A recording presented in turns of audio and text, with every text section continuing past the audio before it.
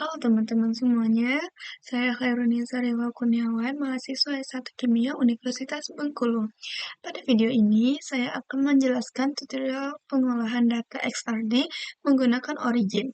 Origin itu adalah software yang banyak digunakan dalam bidang kimia untuk mengolah, menganalisis, dan memvisualisasikan data hasil penelitian dalam bentuk grafik maupun perhitungan data ilmiah. Dalam berbagai cabang kimia, seperti kimia fisik, analitik, anorganik, organik, maupun biokim, Origin sering digunakan untuk pengolahan data spektrum, kurva kalibrasi, kinetika reaksi, hingga karakterisasi material. Nah, pada tutorial ini, saya akan mengolah data, yaitu data XRD, atau X-ray diffraction, yang umumnya digunakan dalam kimia material dan kimia anorganik untuk menganalisis struktur kristal suatu senyawa atau material. Langsung saja, pertama saya akan memberikan tutorial mengolah data XRD dengan satu kurva terlebih dahulu. Grafik dengan satu kurva ini biasanya digunakan untuk menganalisis satu sampel saja, seperti melihat puncak difraksi, tingkat kristalinitas, maupun karakteristik struktur material. Di sini saya punya satu data. Kita bisa ngeblok dengan CTRL-A. Lalu kita letak di tabel ini, bisa kita besarin saja tabelnya. Kemudian kita tempel yang kita salin tadi. Ketika sudah seperti ini, kita dapat ngeblok kedua data dari tabel tersebut. Setelah di blok ini, kita pencet di plot, terus kita bisa pilih untuk grafik kurva yang akan kita gunakan. Pilih ini. Nah, kalau sudah muncul seperti ini, bisa kita rapihkan kurvanya ya. Kita pencet angka di bawah ini 2 kali. Setelah muncul seperti ini, kita pilih scale, kemudian vertikalnya kita ubah menjadi 63.000 saja. Lalu kita pencet OK. Nah, kalau sudah seperti ini, yang ini bisa untuk logo ini bisa kita ubah. Di sini kita pakai TI O2.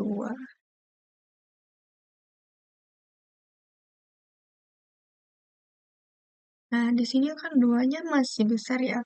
Kita bisa blok dulu, terus kita gunakan yang subscribe ini.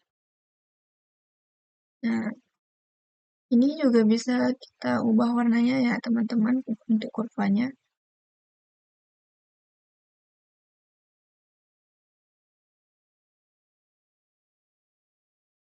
Kurvanya kita ubah warnanya menjadi merah.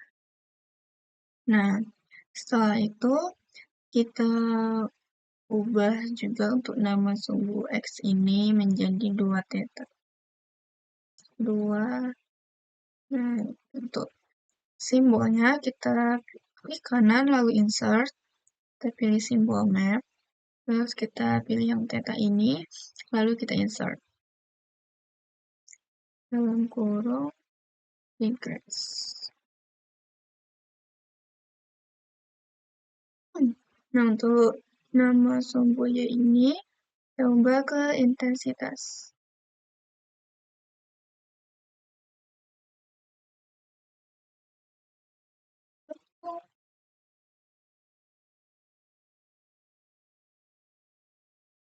Nah, kalau sudah seperti ini, kurva kalian sudah jadi ya teman-teman. Untuk menyimpannya, kita bisa klik kanan. Sebentar. Nah, lalu kita pilih export graph. Lalu kita ubah namanya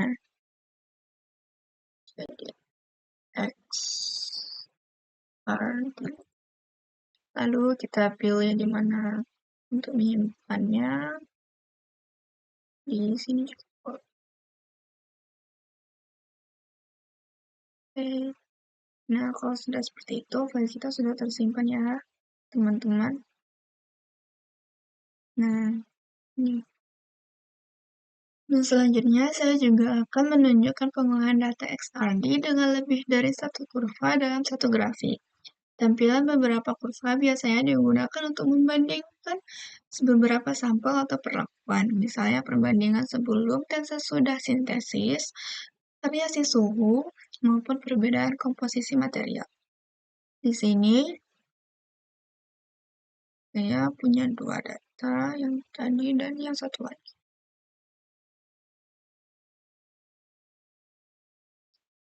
Tadi kita salin lalu tempel. Di sini kita karena punya dua data, tentunya kita membutuhkan lebih dari dua tabel ini ya. Jadi kita bisa nambah seperti ini dengan pencet add new column. Nah, setelah kita tambahkan kolomnya, kita salin juga yang data kedua. Karena di sini terdapat satu kolom yang datanya sama, kita bisa hapus kolom yang C ini ya teman-teman. Dan nah, kalau sudah seperti ini, sama seperti tadi, kita blok semua datanya, lalu kita pilih plot, kita pilih desainnya. Nah, kalau sudah seperti ini, kita rapihkan seperti tadi, kita pencet ini 2 kali, di scale, vertikalnya kita ubah menjadi 120.000.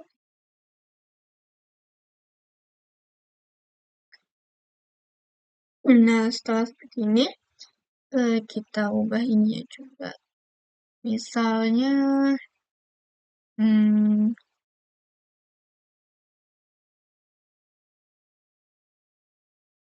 misalnya TO murni dan doping. Sorry, TiO2 murni.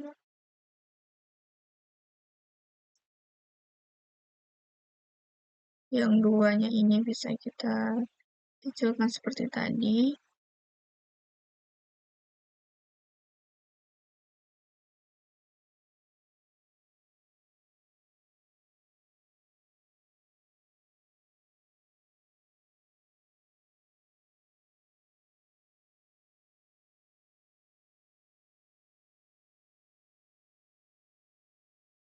Ini juga.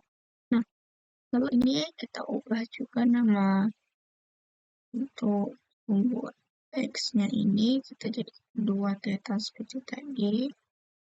Tetanya kita ambil di insert, symbol map, lalu pilih theta dan insert.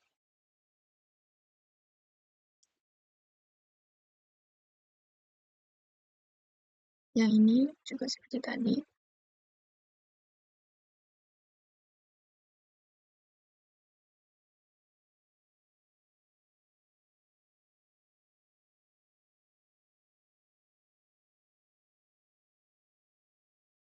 Nah, kurvanya sudah selesai. Bisa kita simpan dengan cara yang tadi juga. Ini namanya kita ubah dulu.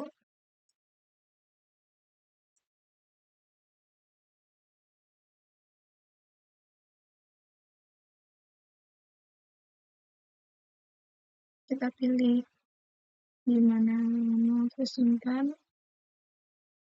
Lalu. Nah, kalau sudah seperti itu, berarti file kita sudah tersimpan. Mungkin sekian tutorial dari saya. Jika ada salah kata, saya mohon maaf. Semoga ilmunya dapat bermanfaat.